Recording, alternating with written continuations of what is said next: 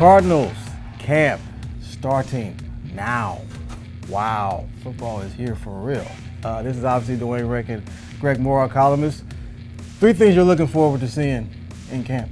Can I say Kyler Murray 3 times? You can, yeah, because that's what's happening.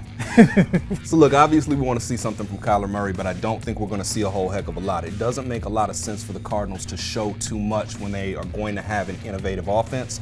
So what I'm really looking for on the offense is the wide receivers and who's going to step up there. I'm particularly interested in Andy Isabella. They say the kid couldn't catch, so what's he do? He goes and buys a jugs machine to work on it in his backyard before the draft. You're sold. Done, right? I love that. So I want to see if that hard work pays off. Right. I'm really interested to watch the defense. The defense took a huge step back last year. We all know about the difficulties with Patrick Peterson. He's going to be out for the first 6 weeks, but I don't think that's the key for me. The key for me is what is Vance Joseph going to do to return this defense to form? Does Terrell Suggs have anything left? What can he bring in terms of disruption on the opposite side of Chandler Jones? Right. Listen, I think the defense is going to be much, much stronger than it was last year just based on flipping the scheme back. So we're going to see, how that plays out. And then finally, I just want to get a temperature of the team. Like, what do these guys feel like, right? Like, does this feel like last year? Does this feel like a couple of years ago when they still felt like contenders? I just want to get that energy off the squad and see what they're looking like going forward. And obviously with that, I'm looking at the fan base. Yeah. What's that going to be like out there? You got Murray, new coach, Suggs, Fitz came back. What's the vibe? What's the energy? I'm looking forward to seeing it. I might go out there a couple times just to see what's happening. But we're going to continue this on our YouTube channel. Obviously, I got more questions for Greg. This is, 3-13. They can't do that again, right? Right? No way, right? I'm curious. You mentioned Suggs. Yeah. And then you've got Fitz. You've got a offensive leader who's been in the league forever. First ballot Hall of Famer. You've got a defensive now leader, first ballot Hall of Famer. How do you sense their role will be on a team that probably needs that leadership from both guys? How do you sense those two will work out? So I think the leaders on the defense will start there. Actually going to be Corey Peters, defensive tackle. He plays in the middle. I believe he's been a team captain in years past. Also see Patrick Peterson, even with the suspension, is continuing to be a leader. So I think Suggs will have an easier time. Chandler Jones has been there for several years. He's an all-pro candidate every year. Look, I think that the defense doesn't need a whole lot of on-the-field leadership, even though they've got it, and they've got it in multiple spaces. Offensively, Larry Fitzgerald leads by example. He also does a good job of just talking to guys. You can see it when he's out there on the field, the way he just kind of interacts with his teammates. I do think that leadership on offense is going to be a huge thing, but I think more so on offense, it's just going to be figuring out like what you're supposed to be doing. Okay.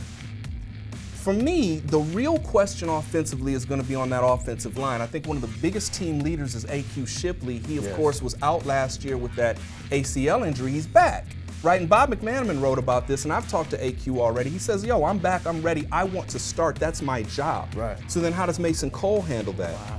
So Mason Cole, the rookie last year, was the only offensive lineman to make it through the whole season. He played center, a position we didn't expect him to come in and start at center last year, and he did it. My question is Mason Cole going to slide over to guard, and can he handle that change of assignment? I believe that he could, and I believe that the offensive line, without a massive restructuring, actually could be a lot better than it was last year. You've got Corey Cunningham maybe who could step up if DJ Humphries stays healthy. Listen, I've been talking about this for years. I think you start on the line in football. I know that everybody's talking quarterback. I know that everybody's talking wide receiver, and that's they want to play splashy. 7-on-7. Right, and we get it. But you can only do that with a little bit of protection, right? If you think about the way that the college offenses run, the quarterback drops back and he's just patting and looking around, and he's just patting and looking around. In the NFL, you do not have that kind of time. But if the offensive line can give Kyler Murray any time whatsoever, I believe that his familiarity with the scheme, plus just the flat-out speed of the guys on the outside, and then the reliability of Larry Fitzgerald underneath, and we haven't talked about David Johnson yet. I just think that there's elements that bear a lot of excitement, right? Like, so for you were asking about it and like, what's the fan base looking at? I think the only word is excitement. Now, I don't know how that's going to translate to wins. I feel like that's too much pressure to go, yo, if y'all don't make the playoffs this year, it ain't. I feel like that's too much. You got a rookie coach, you got a rookie quarterback, you've got questions all over the field. But there are sources of optimism, and we know in the NFL you can take a big step up really quickly. And that's what I'm getting ready to lead into. I just want to just say really quick on Humphries. I think he's huge. This guy's had an injury-plagued NFL career. If he could ever stay healthy, maybe we'll see why he was so coveted coming out of Florida. But I want to get to the Kyler Murray, Cliff Kingsbury. You had last year, Baker Mayfield. He went to an 0-16 team. They finished 7-8-1. Cardinals went 3-13 last year. Can they make any kind of jump like that with Murray and Kingsbury? I think this is a tandem. I don't see it as a one and one. I see a duo trying to make this work. I think that's a really smart way to read that situation, right? The two of these guys in this thing together. Can they make a big jump? The answer is yes. It always happens in football. It's hard to pick out where it's going to happen. The difficulties, though, is that this is not an easy division.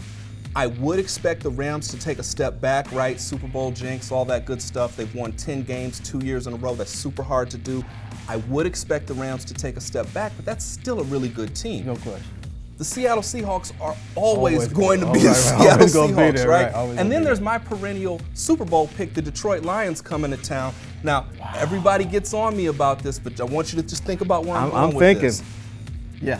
Chris Berman used to always pick the Bills and the 49ers as the Super Bowl every year. Every single year. No question. Circle the wagons. I've been picking the Raiders versus the Lions since I was about 11, 12 years old. In the NFL, though, the point that I'm making here is that you don't know who's going to be great from one year to the next. There is always a team that surprises you in the NFL. That's right. It is different from other sports in that way, and this is why the anticipation for football season is always so much greater. Right. The NFL, there's so many variables. There's injuries. There's, just a guy takes a step back and you just didn't see it coming, right? Right. Can the Cardinals do it? Absolutely, it is possible. Am I predicting that? That, to me, is unfair to ask these guys to win 4 more games than they won last season. So if I have to pick, I'm going to take whatever number Vegas gave, and then I'll add 1 to it. I think the Cardinals can do that. I'm reluctant even to do that, though, because people sometimes take what we say as financial advice, and then they use that to gamble. I don't have it, right? If you can't be held guilty for that. Right, if you go, it's got nothing to do with me, right? All right, let me give you one more thing that I'm thinking about, and this is huge. There was a book written about 10 years ago by a guy, Chuck Klosterman. Okay. He wrote, it's called Eating the Dinosaur, and he talked about how liberal ideas in football always rule the day offensively. He takes it all the way back to 1876, the very first forward pass ever thrown. It was thrown by Yale against Princeton, and they had no idea what to do with it, right? Was it illegal? Was it not illegal? There was no rule against it whatsoever, right? And they actually flipped a coin right there on the field and said, okay, the play stands. Ever since that moment, he who is most innovative on offense has the advantage. And then Klosterman took it all the way through. He talked about the read option. He talked about the wildcat. We can add to that today the RPO. West Coast offense, right? If you can find a way to be innovative offensively, you can really create for yourself an advantage as everybody else tries to adjust and then tries to mimic and mock the system. It takes a year to get adjusted. Yes.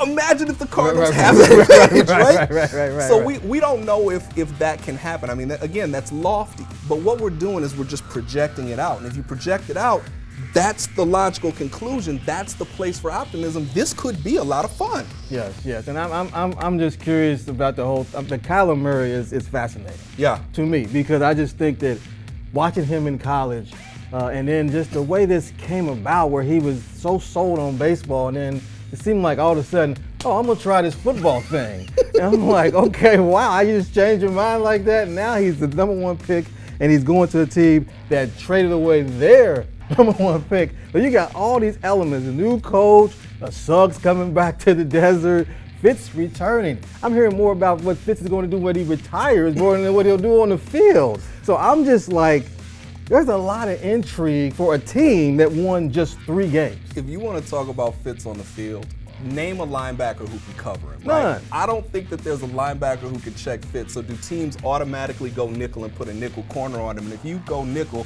what kind of opportunities does that create for maybe David Johnson when he gets matched up on a linebacker. I just think it's all about schemes, and we've heard Cliff Kingsbury say this. You take what the defense gives you and you game plan off that. Yeah. And then really the whole offense, right, and I've been saying this all along, the whole offense is to find a pressure point. If this guy's deep and this guy's short, this guy right here, the defender has to make a choice. Does he go up or back? And if you react quickly to it, that's where you create your advantage. And again, you can also find these one-on-one matchups. So that's a piece of what makes it so exciting for me, man. It's football season, it's training camp. I could talk about this stuff all day because thank God it's football season. No question. We can talk about it, but we're going to end it so you can start following Greg, Bob, Catherine, Kent. The whole crew will be out there on a day-to-day basis covering the Cardinals. And like I said, I'm trying to make an appearance. I want to see. You gotta get Duane out. I want to just see a couple. I want to see what's happening. Because I got about a month and a half before I got to go out here to talking stick and talk to some people. So just want to get a little taste of it. That's all. But for myself and Greg Moore, this is AZ Sports.